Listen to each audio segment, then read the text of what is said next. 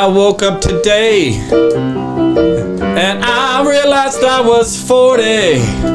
Don't know what else to say, but I'm starting to feel a little lonely. I'm having a crisis. I'm having a crisis. Having a crisis. I'm having a crisis. Having a crisis. Don't wanna join ISIS. Oh.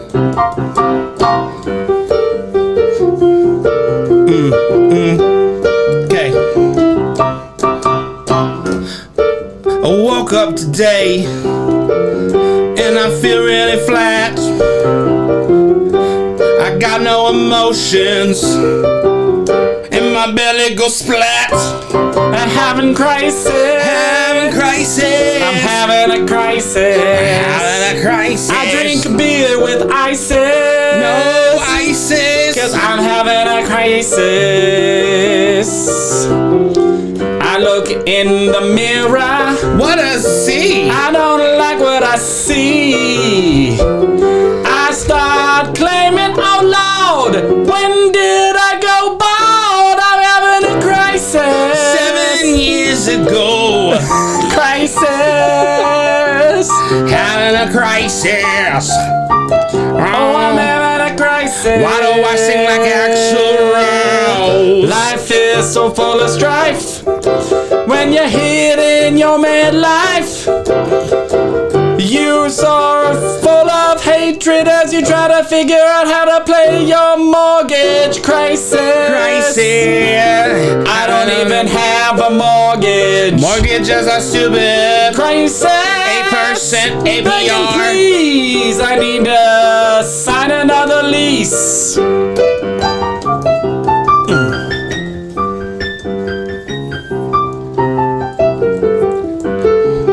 Hey, Paul.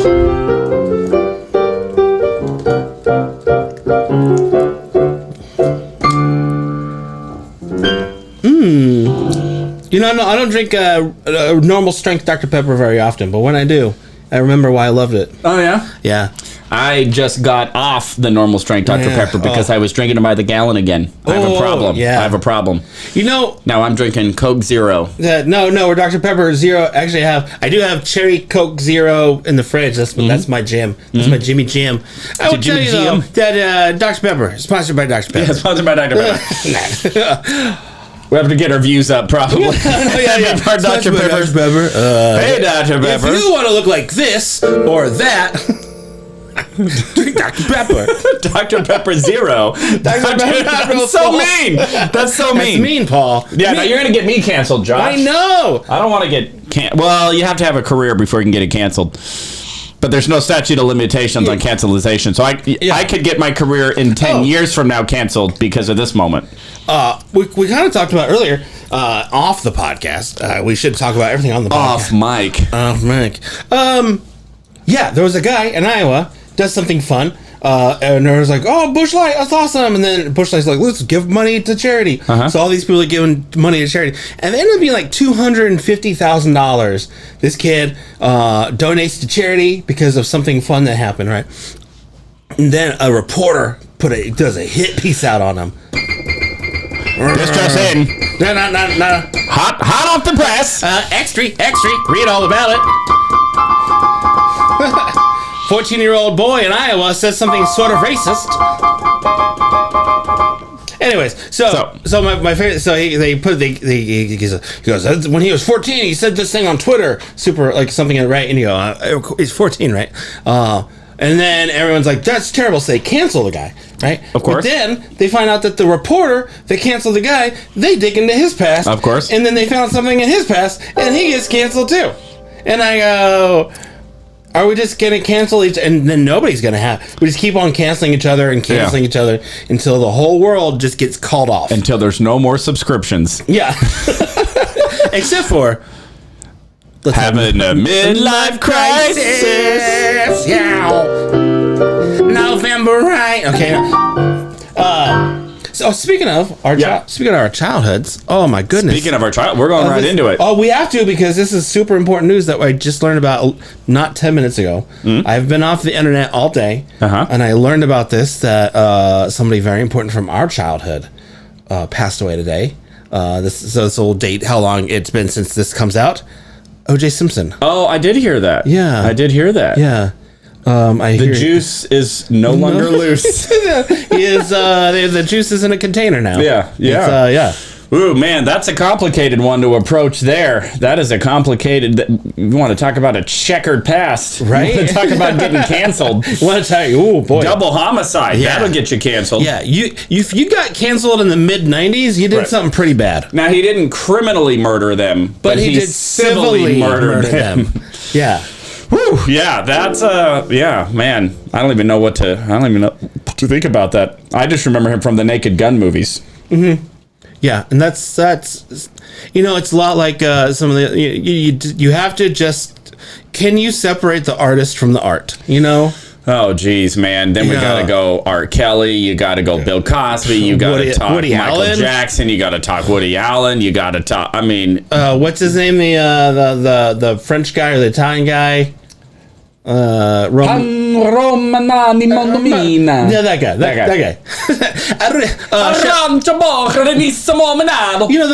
guy. So the Italian guy, he did a bunch of terrible things to the Mario. Mamma mia! Never mind. Because he jumped on all those mushrooms? Yeah. he killed so many turtles? He killed so many turtles. Yeah, dude, that guy, he was just, it was a lot of animals were injured during the filming of the Mario Brothers video game. Yeah. It was not FEMA. It was not actually a video. They actually... PETA was not approved. Yeah, I was saying FEMA, and I'm like, no, that doesn't feel right. Yeah. But anyway, so I have a question for you though. Oh, okay. When the O.J. Simpson trial happened, did you have like a class where you like had to sit and watch it? Yeah, I think that was going on. I feel like I want to say 5th grade, but I don't know why. No, it couldn't have been 5th grade. Something else happened in 5th grade. This had to be maybe my freshman year in high school. I think because it was like 95, 96, right? Yeah, 95, 96, I would have been a freshman in high school. Yeah, because I think I'm pretty sure I was like 8th grader or freshman. I remember having this really kind of poignant moment with a fellow classmate who was black, and he actually ended up becoming our student body president my senior year, because there was so much racial tension wrapped up into this, because we're still kind of off the heels of the LA riots. We're off the heels of Rodney King and all that stuff. And so I remember there seemed to be this undertone of the black community believed he was innocent because of his race, and they wanted to believe that he was innocent, and that this was just another example of the system sort of trying to pin a crime on somebody. And I remember having a conversation with that buddy of mine that when it came out that he was innocent, that he was kind of like, he felt vindicated. Oh yeah, and I'm totally like being very vague because I don't remember the specifics of the conversation, but I just remember having that conversation and that. It'd be weirder if you had like a photographic memory of all the slightly racist conversations you've ever had. I've had so many. So many. July 6, 1994. Dear diary. But yeah, and it brings up just this is totally unrelated to race or the O.J. Simpson trial, but it really brings up this other thing that I've really been struggling, that goes in with my midlife crisis personally, and sort of my crisis of faith and my crisis of what is true. And that is just how remarkably different it is to actually find a verifiable, undeniable piece of truth that everybody is on board with. Oh yeah, isn't that weird? Like nothing. Yeah, nothing is. Almost nothing. Oh no, I mean literally nothing. Right. Like even if you like proved gravity, there's somebody out there like, well, not for me. You know, that's how they go. Or like there's still flat earthers out there, and there's still like moon landing conspiracies and stuff. And a part of me goes like, but there is actually a chance that one of them is right about something. Yeah. It wouldn't be okay. So we find out someone has they're conspiracy theorists. Sorry, if you hear clicking, that is Gary in the background. Hold on, I'm gonna Gary, come on, let's get you out of here, bud. You don't deserve to be in here. Your nails are too loud. Come on. Let's go ahead. Part of the midlife crisis is having lots of dogs. Yeah. That's the midlife crisis for me. Actually, I think that's the... Anyways, all right. Okie dokie. We were talking about dogs? We were talking about conspiracy theorists. Wouldn't it be amazing, like, someone's like, listen, I'm a flat earther. I believe 9/11 was an inside job, and I think M&Ms give you butt cancer. Right. And then you find out that, like, they're like, it turns out the M&M thing. And the M&M was actually dead on, right? What's that phrase? Even paranoid people have enemies? Yeah. I think I heard that somewhere. That's funny. Because it is true. Like, somebody who's paranoid about everything, they're probably wrong about most things. Yeah, but then every once in a while. But it's kind of like, a broken clock is right twice a day. You know what I mean? So I think about that a lot when it comes to trials, because I sat in on a jury, by the way. Ooh. And it was the most eye-opening, absolutely discouraging experience of my life when I realized how arbitrary the entire legal system is. Because it was just two charismatic lawyers trying to win. Yeah. And there was no truth involved or facts involved, and it was all manipulation. The prosecutor, in her final statement, had a PowerPoint. She puts this PowerPoint up on their they had like a display screen, where they could put stuff up. She puts up this PowerPoint, and she's going through all of her points as to why this guy is guilty, blah, blah, blah, blah, blah, blah, blah. And then she has this picture, and it's the worst possible picture of this guy that you can imagine, just like like the most evil looking, sinister picture that she scoured, I'm sure, the internet to find. And then had this big red guilty stamp, like guilty. And I went, almost for that alone, I want to let this guy go. But think about that. Yeah. So now I as a juror, I am now making a decision that has nothing to do with whether or not this crime actually happened or not. Because nobody in that courtroom, and not the prosecution, the prosecution did nothing that was an actual verifiable fact. It was all hearsay and all circumstantial evidence. All this kind of circumstantial, and they're just trying to paint him as a bad guy. And hey, look, he did this thing. And then the defense was just kind of like, well, you didn't really prove anything here. You didn't really prove anything. And it's all this procedure, and there's all this red tape, and there's all this bureaucracy, and all of this process that has absolutely nothing to do with what is actually true or not in regards to this specific incident. Did this incident happen, and was it a criminal act? Are you allowed to say, you're not to say, or let's say what happened? It's pretty graphic. Oh, okay. Then we it was an essay. We know what essay stands for. Okay. So I want to be careful with the internet and trigger warning. I was just thinking I was thinking listen, this guy stole some stuff from Walmart, right? And then she's like, let me show you a PowerPoint presentation of why he's guilty. He's guilty. Well, and that's the thing, and especially with something like that, and it was with a girlfriend, right? So then it just gets into this, very, and you want to believe victims, you want to, believe or whatever, but there's also, belief is not fact. That's true. You said it the other day. We were having a conversation, and you said that one of the things that hit you when you're at this one church thing was this guy was talking about this is the truth. That if you don't believe this is wrong. And I was like, that's how all religion works. Right. That's if your truth is not the truth, then boy howdy, are you in the wrong religion. But that really is that's how belief works. Is that you just you believe or you don't. Yeah, I met with I'm getting some life coaching from my old high school buddy. Yeah, who's been fantastic. The one successful life coach. The one successful guy who was born on the same day as us, by the way. I didn't know that. We should have him on the. But he was born on the same year. Well, he lives in China, but we could oh, I'm sure he would love to Skype in. So anyway, he was talking to him. I was talking to him yesterday, and he's trying to like get to the bottom of me, just like I'm trying to get to the bottom of me. Yeah, boy. And it really came down to this element of, because I was raised in what is known as a high demand religion, and it had completely programmed my entire life. Like my entire psyche was somehow programmed by this religion.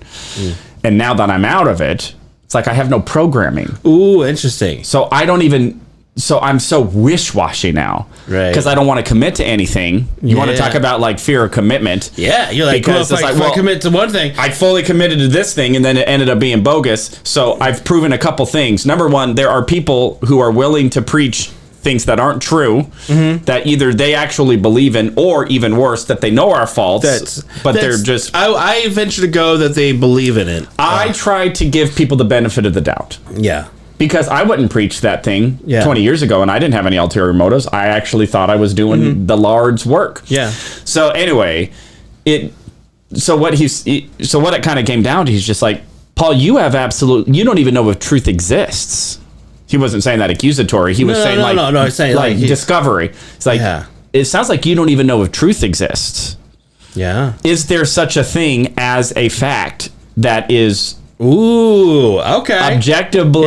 objective, and it's like, this is true fact, and anybody who doesn't subscribe to this fact actually is wrong? That's a good question. And so, because in all fairness, even things that we as people, human beings, feel for the past however long, certain things are changing. You know, I'm not going to say things on the podcast because I'll get canceled. Not because I believe them, but because other people believe them. And if I say those buzzwords, something's going to happen. And I'm not going to say those buzzwords on after the podcast. I will. But that's true though. Like, but even like now in 2024. Truth is changing. Yeah, they go. Whereas, I mean, back on the religion, we go. Let's say, what are there, like 5 major world religions or 7, something like that. And you look at you go, okay, which one of these 5 are these a truth, or is there one that is the truth? Right. And so a lot of a lot of us go, well, in my eyes, my opinion, after doing my due diligence of my research and nerd alert, I go, okay, I believe that this is the truth. I believe this is what happened.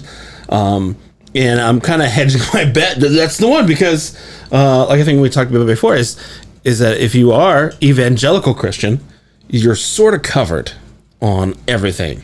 No, I'm not saying every Christian. It's a good insurance policy. It's a good insurance policy to be if it so happens that you were born with original sin, but Jesus saved you, and if you profess that He's your Lord and Savior, correct, then you're saved by Him. And if it so happens that it wasn't that, and it's Muslim or Judaism, then you're fine. You're fine. It doesn't matter. So that's the one. That's if you're like, well, I kind of hedge your bet on whether. So like you go. So there's evangelical Christian, and then there's LDS Christian, right? We can agree that they're different. A lot of LDS people, or not a lot of evangelicals, will say that LDS is not actually Christianity. Right. It's a whole different religion, and that's fine. Which it is. Right, exactly. but if you when you go to Utah, they don't feel that. They don't feel that way. They do feel that they are Christian. No, exactly. They feel like they're a different sect of Christianity. Yes. Not an offshoot of anyways. Yeah. But so like this, so the LDS religion actually feels that they are the true. Correct. The true one. And that they actually do have a monopoly on Jesus. Correct. That He speaks to them and actually nobody else. And if He speaks to anybody else, it's not the real one. It's not the real one. The Pope is over there just talking to the wind. He's just talking to the wind. And now that doesn't mean that other religions don't have good parts or whatever. But that is the theology. So the theology a lot of people subscribe to that is if you are evangelical Christian, whether you're evangelical, would that embody pretty much any sort of Protestant? Yes, all Protestant / Catholicism. Oh, and that would even include Catholicism. Yeah, we would kind of put that because it's really because Protestant is an offshoot of Catholicism. You kind of go. It's kind of like the idea of. So even according to an evangelical Christian belief system, Catholics actually are getting. They're getting in the dance. Yes, absolutely. Oh, interesting. I didn't know that. Yeah. Because at the end of the day, you're still worshiping the one true God, the Son. Would you say that most evangelicals feel that way about Mormons, or do you think that? I don't want you to speak for all of them. I do speak for all of them. I just you are the spokesman. I'm the spokesman. He is the Moses of evangelical Christian. Listen, if there's a spokesman for evangelical Christians in America, it should be a combat veteran, morbidly obese comedian. Yeah, I feel like that would be the best person to speak for everybody. Yeah, I think Methuselah was a comedian, morbidly obese. He's like, what's the deal with all these years? I'll tell you, I got my life insurance policy. Yeah. I only got 800 more years to cash it in. Hey, and I got back. So again, I cannot get a birthday cake big enough for all these candles. They lit the birthday candles. They started a fire. Hey, I don't need a birthday candle. I need a torch. Hey, yo. Why is Methuselah the two Muppets? All right, so you're making a point. Evangelical Christians. Yeah, and most will say that and Mormons are not. They're not on the same thing. Well, Mormons are very dead set on making them themselves a different thing. Correct. And so they're very much like, we actually aren't in your camp. We're not in the camp. For a good PR thing, we'll try to say things that sound good, but if you actually get into theology, in the culture, what's actually preached from their pulpits and stuff, it's kind of like, no. Yeah. We are the dance. And I think one of the big things that Mormonism has going for it is strong family values. Oh, yeah. When we go to Utah, holy cow, do we go, listen, I don't really believe what they're saying, but this might be, you know what I'm saying? Like, if their this is community building is unmatched. Yeah. Mormon communities, they're there for each other. They have each other's back. Yeah. I mean, the number of times I have helped somebody in my congregation move is... I mean, I could start a moving company. Yeah, with how often, with how many people I move. Paul's Moving Company. Giving dinners to people who are sick. Showing up. Checking in on each other. So if you're in a good church, that's normal. That's a totally normal thing. I'm talking about the family. You go and you have like these big families, and they all get together on Saturday night, and they eat sandwiches and they open up gifts and they play games. And have band night. I literally had buddies who would I had a buddy who's LDS, and he would have family band night with his dad played trumpet. He played piano. His son played bass. Yeah. You know how awesome that sounds? Sisters on the percussion, you know what I mean? And they would just jam. Yeah, that sounds awesome. And they have enough kids to have a full band. We have enough kids here, and I have enough instruments, and if I can get my kids to pick up an instrument. Right. Like, come on. I'm like, guys, listen, you better pick up the drums. You know what's interesting about that is I don't want to call anybody out specifically, but I have friends who are... Jim? who don't actually believe in the LDS history or the claims at all, but their families are so ingrained in the religion that they just keep going. Absolutely. And they still bring their kids to the activities because they don't want their kids out doing another thing, right? Yeah.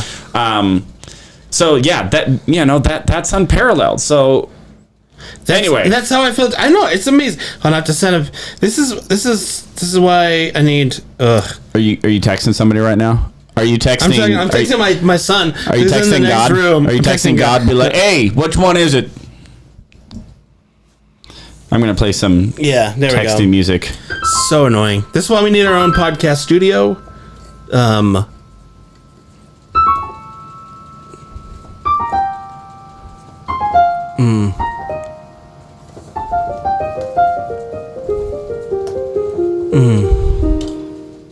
Yeah.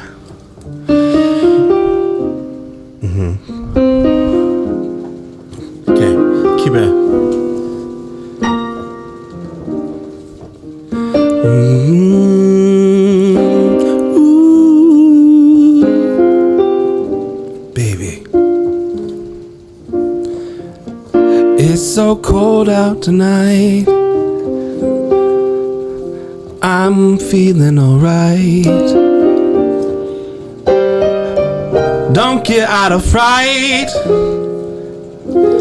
because it's game night. We got 70 cousins, 70 brothers, 70 sisters, and 10 moms. We're FLDS.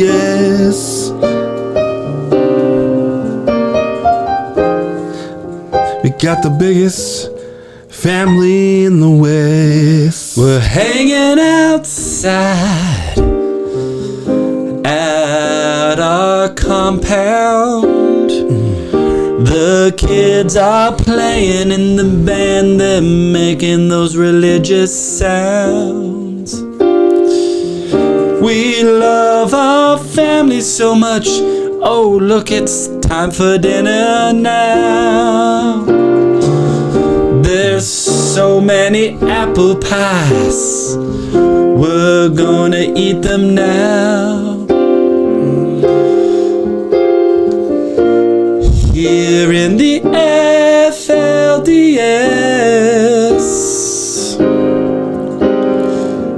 we'll find eternal rest. Here at the FLDS,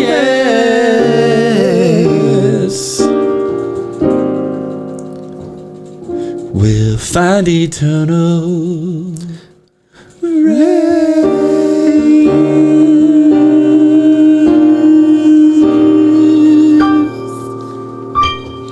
You know, I will say that my wife does not like the idea of having a sister wife, but she does like the idea of having another person do all the chores. You know, There's a job for that. Oh yeah. But it's called a maid. It's called a maid. Yeah, a maid. But we can't afford that one. Yeah. Yeah. But if you married her, Yeah, you know what I'm saying? You married her, you don't have to pay it. then you gotta pay it. Hey, marriage! It's how you get a free maid. We are gonna get canceled about 17 different ways. Anyways, guys, so that's the last episode. That was the last episode of Midlife Crisis. No, we got plenty. We were just making a joke. Shane Gillis pops up. I know. Hey, how's it feel? So anyway, Yeah, that's just a long way of saying I don't have any idea what is actually true, other than I'm pretty darn sure that I'm here right now. That's pretty, yeah. Well, I'm like 99% sure that I actually exist. It's not Renoir. Who is it? What's his name? Renoir? Is it Renoir? It has oh man, now I feel like an idiot. He goes, I think, therefore I am. That was not Locke. Bill Cosby. I think there. Nietzsche says nothing is important, nothing matters. Descartes. It could be Descartes. That was Descartes. It could be Descartes, but I feel it's the guy. No, I doubt. Therefore, I am. No. So that was Descartes. I think, therefore I am. Because I know this because they said he was he was the original Renaissance man, and they said that because he was a thinker, he is a poet, he's a painter, and he was athletic. RLDS. They said that he could go from standing on his own 2 feet and jump over somebody else, and when that's with it. So. I can't do that. I can't do that either. That's why we're here. Of Renaissance man, I have one of those things. I can play basketball decently well, and I can play this piano. Yeah. So anyway, I'm really in not only a crisis of faith, but a crisis of, does truth exist? And if it does, how could I actually ascertain it? Because what I have proven to myself is that there is a lot of untruth that I was 100% certain was the truth, which means I can be duped.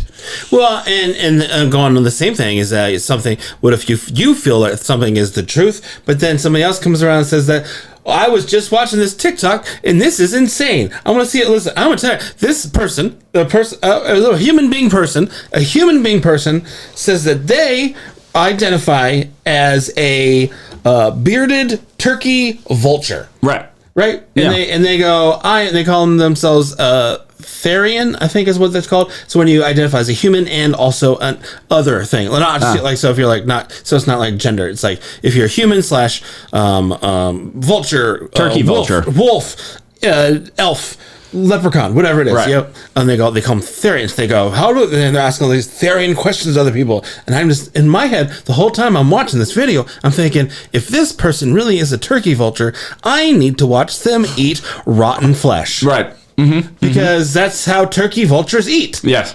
How turkey vulture are you? Yeah, how devoted are you to your turkey vulture? How devoted are you to your turkey vulture culture? Are you like a Creaster Catholic? Are you one of those, you only go twice a year, you're not really a Catholic? How turkey vulture are you really? Do you just phone it in on Sunday morning? Or are you walking the walk?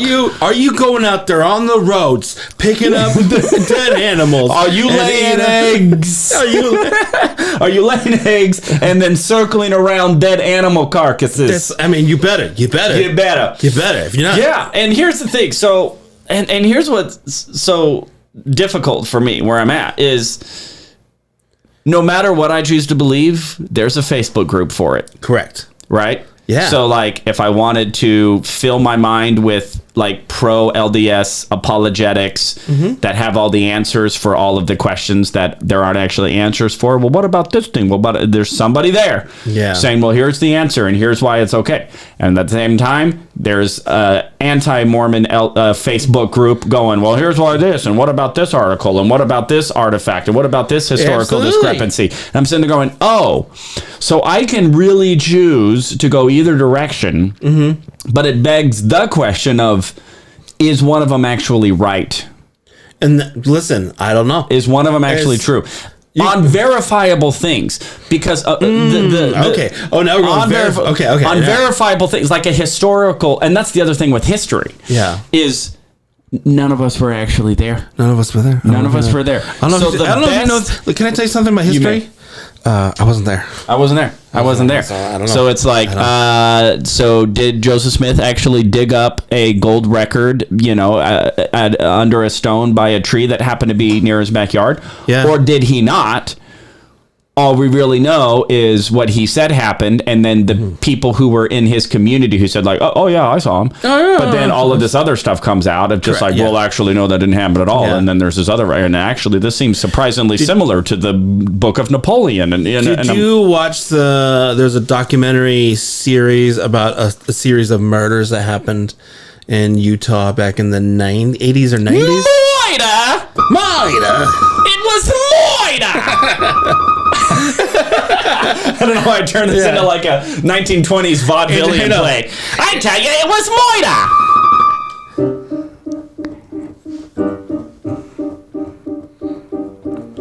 Hey, let them over here. Let me tell you what I saw. I saw some Mormons killing all over Utah. They came out with their knives. They came out with their guns. They came out with their words. They came out with their puns. Moida, Moida, it was gory. Moida, Moida, here's the story. Moida, Moida, it was gory. Moida, Moida, here's the story. It was late, a creepy night, and there was screams filled with fright. The blood it flew, the blood it poured. Oh, there was so much gore. It was Moida, Moida. It was gory. Moida, Moida. Here's the story. There was a man there. He had a bomb, yeah. He put it underneath the car of a woman, but she wasn't the one he was after. He was after her husband. And what was it? Moida, Moida, it was gory. Moida, Moida, here's the story. Moida, Moida, it was gory.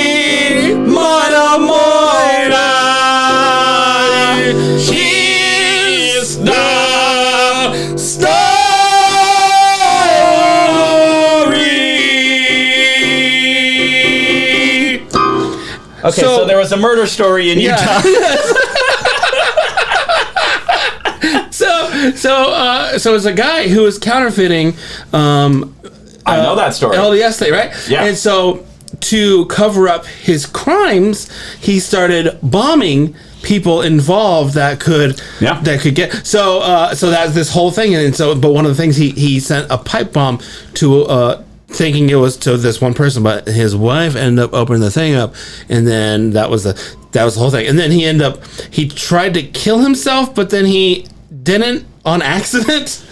So you know what's funny about... Yeah. Because this is hilarious. You want to know what's funny about all of this murder, deception, and what absolutely ravaged this community was when he tried to kill himself. Yeah. He didn't succeed, and there was a Mormon elder. By the way, any man pretty much over the age of 18 is a Mormon, gets ordained to elder with some exceptions or whatever. So you get ordained as an elder before you go on a mission.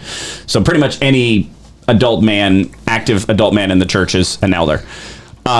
Gave him blessed him. So he meets, I can't remember the guy's name.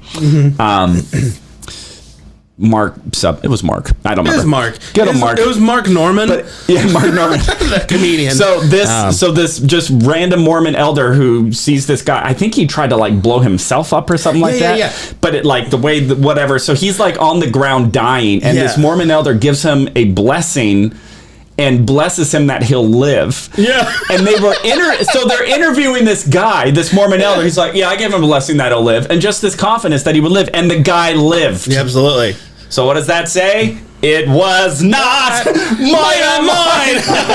It wasn't God. What kind of God? It was okay. That was a crazy story. So the guy puts a pipe bomb underneath his chair and to set it off to get whatever. But it turns out that the seat he was on was made of steel. It was made of pipe bomb resistant material. He got the one pipe bomb resistant. Hey guys, we got our chairs. Too many people have been dying from pipe bombs put underneath them.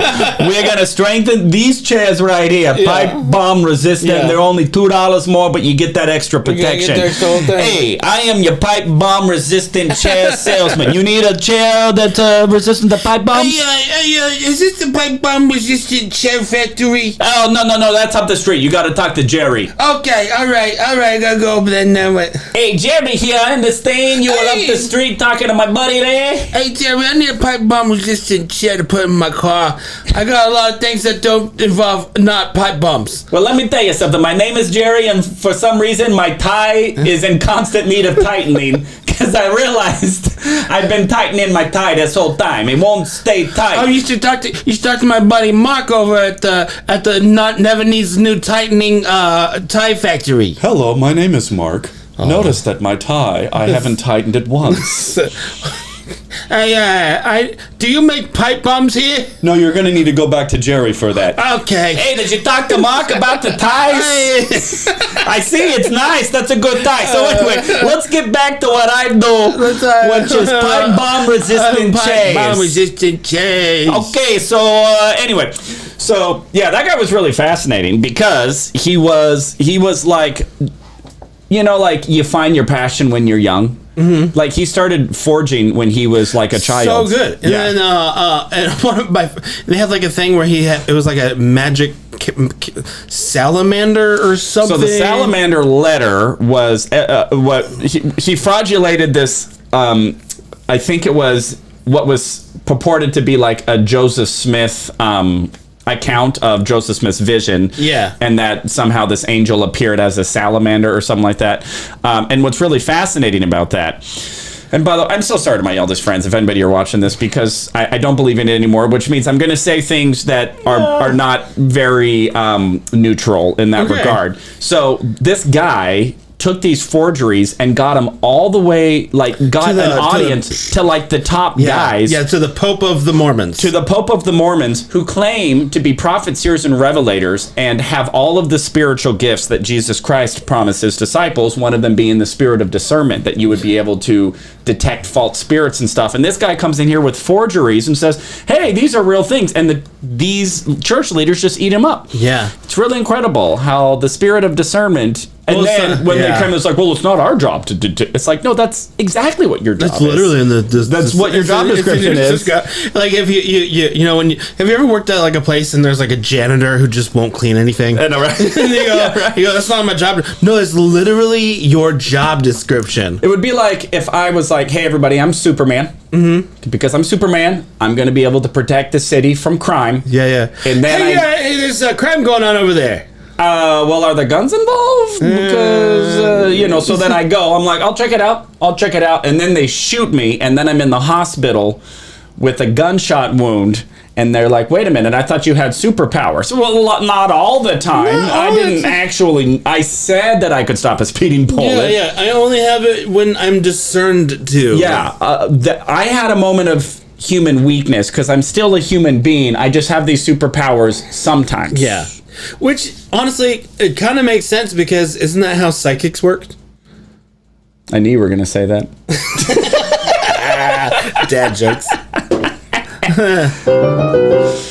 I actually went to a psychic once, and I knocked on the door, and it took him a while to answer the door. I'm like, you didn't know I was coming. Is that a good joke? That's a good joke.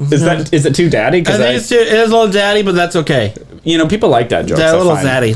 People get them. But isn't that they say the psychics? They go, listen, I'm a psychic, but I don't get to choose when the gift appears and how I get to use it. Because you go, well, if you're psychic, why don't you win the power? But that's not how it works. It's not how it works. It's not how it works. When something happens, I can't use my psychic abilities for anything that you actually want. No, what I do is I go, when something happens to you, I go, I know it's going to happen. This wasn't the psychic reading you deserved. It was the psychic reading you needed. Anyway. Yeah. So what were we talking about? Murder. So we're talking about truth. So I have no idea. And so it was interesting to discover that because it's actually really hard to move forward without at least some sort of foundation of truth. How about this? And this is I'm for once I'm very very serious in a funny way. And I will get you the books, and you can do all the research you want to. I don't want to. Okay, good. then I exercise the improv rules of no. Well, because this goes back to my briefing point, right? So there is definitely a book written by another human being who was 100% sure that the research that they did, which was probably just researching what some other humans had written, and then exactly compile it a book. So the idea behind the Gospels, let's say so we go, okay, I'm not going to say if Jesus is the Son of God, right? I'm not going to say that because that's something you have to determine, but we know through historical documents we can compiling enough to say that there was a man named Jesus. He had a following. He was crucified on a cross. His followers, after he died, went off to spread the word, and a bunch of them died. We definitely know that there are books that say that. But we also know that there were historians in ancient Israel who said that. So Tacitus, Josephus. There's parts of the Torah. So I just want to say what we actually know is that there were historians who wrote that. Correct. But we still don't actually know. So then you go, how do I, to the best of my abilities, get through this stupid thing called life that I didn't agree to be a part of in the first place? I did not agree that Stephen and Kathy have sex 9 months before I was born. That's what I'm saying. I don't think I had anything to do with that. I don't think that I helped set the mood that night in my pre-celestial earth, spirit. Let's see. So we're born. By the way, Mormons believe in that. By the way, of course. I mean, actually, a lot of. Is that not unique? It's not super unique because it's still in the idea of like Hinduism, or that there is that the spirit is eternal, and so even some predates the body and will postdate the body. Correct. Okay. Correct. So it's not. That's whatever. Whatever. But here's my question: June 28th, babies. What day was 9 months before then? Like, what happened 9 months before Let's see. That would put us in what, about October? Maybe Halloween. Halloween. So 6 months. You know those sexy December, Halloween costumes. December, November. Your mom was probably wearing that. Beginning of October. Oh, it would have been beginning of October. So Harvest Fest. Harvest.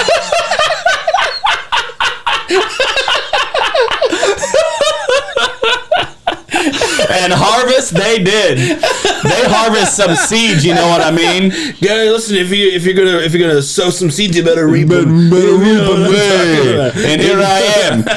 I guess we could say those seeds weren't planted in good soil. Hey, look at that. That was a New Testament analogy and self-deprecating all in the same time. You don't get those all everywhere. You don't get a self-deprecating New Testament analogy joke all wrapped into one and actually have it not be funny. That's a trifecta. Not funny. Not New funny. Testament. New Testament. And self-sabotaging. Yeah. That's a good one. That's the trifecta I try to get in all my jokes. Yeah. Self-deprecating. If there's only a way that we can not be funny all the time. Not funny. How are we looking at? What were we talking about? Oh, yeah. It's Harvest. So the Harvest? It's the Harvest Festival. Anyway, you were about to tell me about books that you could refer to me, which I instantly was already not interested in. When it involves research, which is fine because when I grew up. My dad was a preacher, and then I was not a good kid, and then I left. I disagree. I think you were exactly how you needed to be. I was no. If you met me, you would have been like, he's a piece of crap. Maybe, probably. I don't judge people. I do, and. You're still religious. I'm free from judgment. I judge all the time. I judge all the time. Yeah, that's what I do. Not a good person either. No. So see, I'm a bad person now. So now you are. Yeah. Because I like to commit murder. It was mine. Anyways. So that becomes the truth, right? The truth is that you don't want to or are unwilling to go down a rabbit hole because of what may or may not happen. You want to know what every Mormon convert who I've ever interacted with over the years are? So there's people who have joined the LDS faith. And remember, I was a Mormon missionary for a long time as well. Yeah. Right? So I would actually knock on people's doors and say, hey, would you like to change religions? I have a book about Jesus. Almost every one of those stories is preceded by I really wanted to know the truth. So I really started to research. Oh, interesting. And their research led them to all of the books. Interesting. And to the Book of Mormon, and to the blah, blah, blah, blah, blah. And then they're in the LDS faith. And you want to know what everybody who I've ever met who has ever left the LDS faith usually starts with? I did the research. Now, I don't know, but I would assume anybody who joins the Muslim faith probably starts with research. Who joins any... I will say this about... You see what I'm saying? Can I say this about religions? Okay. You may. When somebody says they go... Actually, no, you may not. Because when somebody goes... No, I can't say it. I can't say it on the podcast. Okay. Why can't you say it on the Because it's the idea that people go, I hate religion, and they go, you know why? Because Christians. Okay, cool. But what about the other ones? And they go, we can't say anything about them. Oh, yeah. Because, what's going to happen. You can only talk down to the religion of what you belong, and you don't want to talk down to other religions. Yeah, exactly. Yeah. Or you're scared of what they'll do. And... That's true. Like the South Park people get death threats all the time. All the time. Well, yeah. Dude, if we got this podcast to a pace where we were getting death threats, are you kidding me? Please give me some. You know what that would do to our numbers? You know the monetary value of death threats? Yeah. All we'd have to do is be like, hey guys, there's people who want to kill us. Then we would start raking in that ad money. But you know what we have to do? We have to go down to the pipe bomb proof chair factory. Hey Josh, you want to know what I do when I'm afraid of getting killed? I enjoy a nice cold Dr. Pepper. And let me tell you something. Dr. Pepper is great for death threats. Can you see the possibilities of death threats? I do. Anyway, so you're about to Hopefully. say? I feel like I've cut you off about 17 times because I'm afraid you're about to say, have I accepted Jesus Christ as my Lord and Savior? No, never. Which I did, by the way. Yeah, you did. And then, here's another truth, okay? Here's the question. Can you become unsaved? Can I be unsaved? Yeah. That's a question for your theology. That's also and then we get into bigger things. Are you Calvinist? Are you Calvinist? Or No, I'm a Fahrenheitist. I'm a Fahrenheit. That was pretty good, right? That was pretty good. Yeah. Calvin is That's a temperature measurement, right? Like Kelvin, Celsius, Fahrenheit. For some reason I was thinking like Fahrenheit 451 or whatever. Oh wait, no, isn't Kelvin? Kelvin. Fahrenheit. Kelvin. Oh, it's Kelvin. Kelvin. Would have been more clear if I said I'm not a Calvinist. I'm a Fahrenheitist. Yeah, maybe. Hey, say it again. I'm going to act like it's spontaneous. Kind of because it really depends on, are you like a Calvinist or are you a... Dang it, I missed it. Okay, do it one more time. Anyway, so am I a Calvinist? Yeah, so Calvinist believes that everything is preordained. Arminian, and so this is in Protestantism, right? Uh-huh. Calvinist means that you believe everything is preordained, including what we're doing now, including the fact that we became Christians and like everything, right? And it's already been pre-written, and so I'm not actually... you're not really in charge. I'm actually not the captain of my ship. Correct. And then there's the Armenian, which is not the country, but it's based off a man who believes that we have... Does he drive a BMW and live in Glendale, California? Big giant glasses, and he cuts you off in traffic. And you can smell his cologne on the freeway. when he has his windows down in the BMW, you're like, that is some Draquar Noir, and I can smell it from here. This bit is brought to you by everyone in California. Nobody else will understand what you're talking about. California, where inside jokes go to wait in traffic. Yeah. Anyways, okay. So this episode is really about truth. What is truth? Like the other day, we had a solar eclipse, right? And to some people, did that really happen? Was the sun eating the moon? I don't know. I'm quoting something. Did you catch it? Is it Zoolander? Good guess. You're close to the right genre. Here, I'll have to do more of the act. Okay, ready? Okay. Madam Mayor, I'm just a caveman. I don't know these concepts. When I see an eclipse, I don't know. Is the sun eating the moon? I don't know. Isn't that Phil Hartman, the caveman lawyer? Unfrozen caveman lawyer. Yeah. That's to say, let's have him in Midlife Crisis and remember things. He once was a caveman. I don't... Okay, but that's as far as I got. Sorry. On the caveman thing. So, like, I'm pretty dead set on Newtonian physics. There seems to be some objectivity there. Yeah. Biological chemistry, there seems to be a lot of truth there. So when it really comes to anything within the Newtonian, because that seems to be repeatable, verifiable, and but here's the question: fairly consistent. Yeah, but have you done the experiments yourself? No, I haven't. So there you go. That's true. And then I go, well, yeah, I didn't drop an apple and then measure the distance and the thing. And well, it's like germ therapy. Germ therapy. No, germ theory, where it's you go, okay, all disease, all everything is caused by germs, right?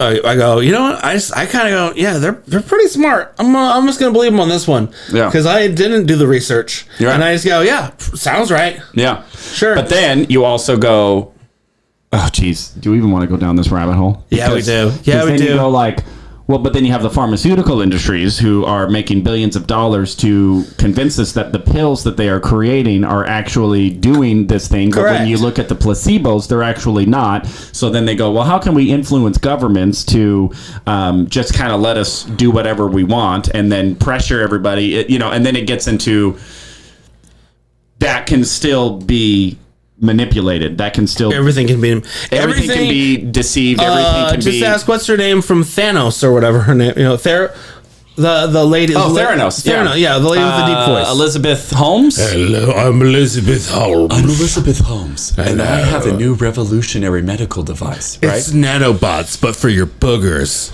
Grow the nanobots, grow them up in the grow the nanobots in your boogers. Grow the No, that's actually They Might Be Giants song. Oh, did you think I was improvising? I didn't know that. I don't know that. So I used to love They Might Be Giants. Oh, The best way to describe the sun though.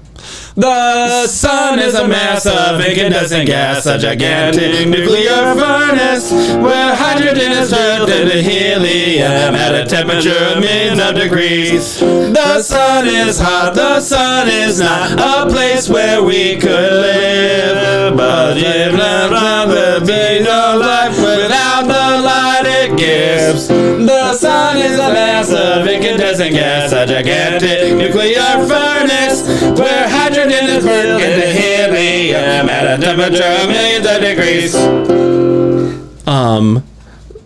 I love that we just know these. Okay, good. All right. What's that? I just love that we just know. We know what They Might Be Giants song. I didn't know you were They Might Be Giants song. Love. I can listen to them for hours and hours and hours, and I have. Like when I'll be on a road trip, I can just put on TMBG and just lose myself. And I want to say, it was either They Might Be Giants or Bare Naked Ladies. One of them did a really good kids album.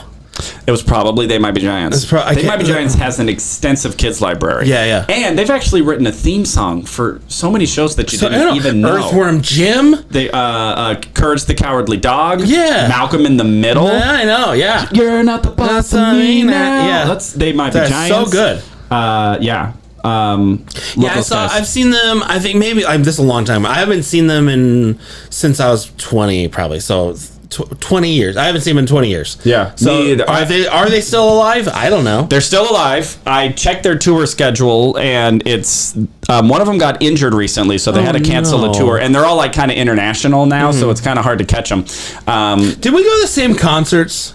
That'd be funny if we go. Well, I was a pretty big not concert goer. Oh, when I was younger. Okay, I went to a lot of like local concerts because actually, who'd you see? I saw Jimmy Eat World. Well, they're from here, right? So you have to. You gotta watch. You gotta watch. I saw Jimmy Eat World. But other than that, I remember seeing Jimmy Eat World. I remember seeing Death Cab for Cutie. Okay. Do you like Ween? Don't know Ween. Okay. Well, if you like They Might Be Giants and you like Death Cab, I think you're gonna like Ween. You're gonna like Ween. Yeah. I feel like it's like right up your alley. I was a nerd in all the wrong ways because I was kind of this elitist because I was a musician, right? And so I wanted to be all into jazz. Yeah. And so I kind of had this, that pop music, it's only 3 chords. It's not cool enough for me. I only want classical and jazz. So that I remember going on my mission with this sort of elitist mindset, like I'm too good for pop music. Yeah. And I came back from my mission, and I met these friends in one of my singles congregations who were like way into like the indie rock music scene and stuff like that. And they were so cool, and they kind of accepted me. And I'm kind of like not cool being this elitist prick all the time and like being too cool for this music. And then one of them gave me a Weezer album, and one of them gave me Jimmy Eat World. Yeah. And I'm sitting there going, I kind of like this music. Like, I kind of want to rock out, but it's not jazz. It's not complicated. It's only 3 things. So if it makes you feel any better, Weezer is the band members. They came from Berkeley and Juilliard. I know, right? Yeah. So and that's the thing. You find out that like they're all these like educated musicians. And some bands. So Dream Theater, one of my. Oh my gosh, right? I know Dream Theater. If you are a middle-aged man and you don't like Dream Theater, you've never heard them, because if you're a middle-aged man, you would love Dream Theater. Prog rock is what we're made of. Right. So like there are like 3 of them met at Berkeley School of Music, and then. Jordan Rudess, who I think that you would love, he's the pianist. He went to Juilliard. He was a child prodigy. Of course. And I think he went to Juilliard at the age of like 16 or something like that. Oh, jeez. So he's like probably like a classical trained pianist, and he can play like Rachmaninoff. But instead, he's doing pop music. Oh yeah, it's not even pop music. He does. Yeah. It's intricate. I'll show you the video. I'll send it. I'll send it to you in a minute. Okay. It might be. Because I don't like doing research. No, it's no research. It's literally you watching a video of one of the best. That sounds like research. Piano guys ever. Sounds like research. Playing. I don't even know if it's true. It's not true. How am I supposed? You just gotta watch this video, man, and it's gonna open your eyes to the truth, man. Way back on the truth. This is that I wish this were a joke. During COVID, I worked a lot of colleges doing comedy, right? Mm-hmm. And so I was in the Army, and I was like, listen, the Army put so much things in my body. I don't care. There's nothing that they can put extra in my body that's going to make it worse, right? So I was like, I'll get all the vaccines. I don't care. But if you work colleges, you had to have vaccines. And right. I was in LA, same thing. I couldn't show up without a vax card. Yeah. So I was like, fine, I don't care, whatever. But my wife, she got one vaccine, I think, and then she went to her naturopathic doctor, who I'm all for. Holistic medicine, right? I'm all for it. If that's your thing, I'm all for just do the research. Do the research. I'll let you know. But she comes back and she goes, my doctor says that I don't need to get another booster because the vaccine has nanobots in it.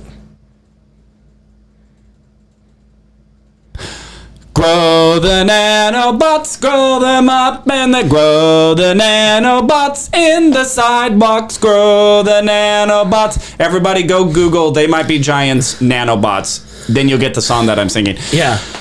This is absolutely 100% true story. And maybe there are. Maybe there are, but just I remember coming, and then she came and she said, my doctor. I said, you are no longer going to that doctor. Yeah. That is not a doctor. That is not a naturopathic doctor. That is a conspiracy theorist. Yeah.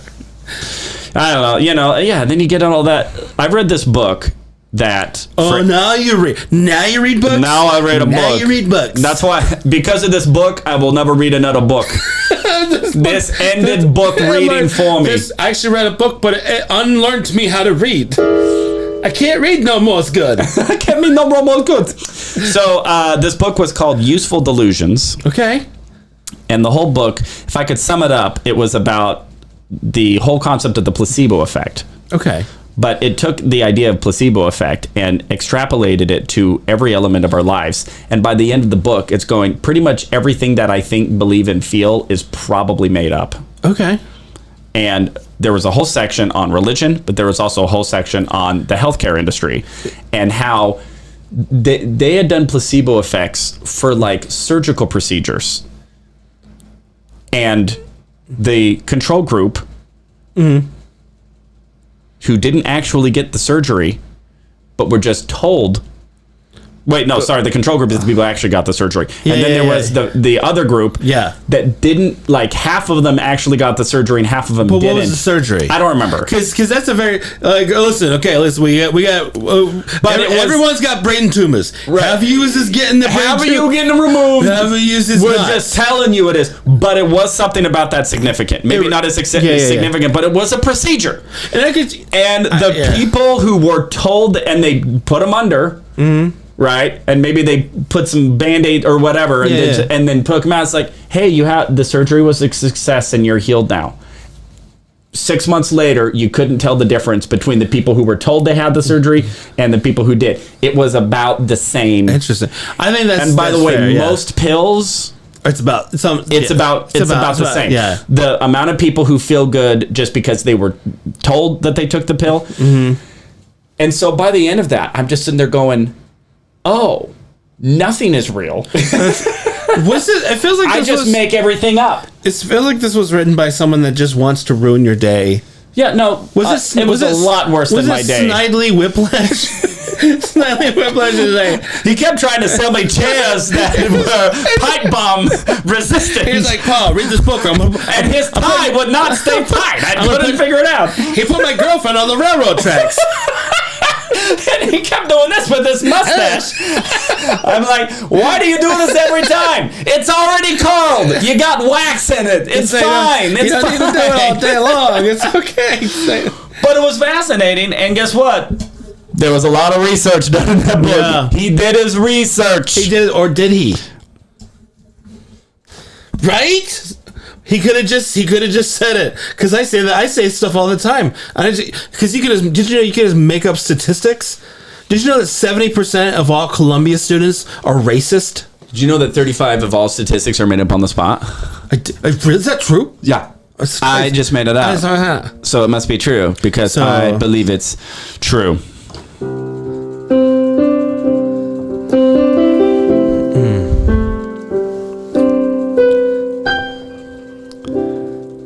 read a book. Now I have a new outlook. And it may seem a little couth, but after that book I've realized there's no such thing as truth. It's all make-em-ups in my head. No matter what the researchers have said. If I can be so gullible to believe the things I did, then I can be gullible to believe things that are hid. It was more important to rhyme than to say something that made sense. Absolutely. Yeah, I feel that research should always rhyme. And research should always rhyme. Doesn't matter if it's dollar or a dime. If you have a pill in your hand, take it if you want to stand with me and say that pills are good. Not taking pills are bad. And if you do not want to be sad, you'll just take all the pills you had. Take all the pills. You gotta take all the pills. Take all the pills. You're gonna pay some hefty bills.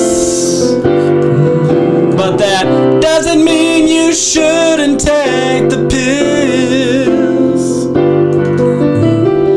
If you're wondering how your life will go, just know everything in life's a placebo. If you're worried that you've been duped, just know you might have been part of the control group. Just take all the pills. You gotta take all the pills. You're gonna pay heavenly bills, but that doesn't mean you shouldn't take all the pills. All right, let me take it home. Let's take us home. Ready? Maybe your doctor's a man, maybe he is inept, but you gotta take that pill from him. It might be a placebo effect. Maybe they know what they're talking about, but then again, maybe not. Maybe that vaccine will help you, or maybe it's filled with nanobots. Take all the pills. You gotta take all the pills. You gotta pay heavenly bills. That doesn't mean you shouldn't take all the pills. Take all the pills. And if you're feeling low, or if you're feeling high, don't worry your pretty head. I know a guy to take all the pills. You gotta take all those pills. Take all the pills. For them thrills. You gotta take all those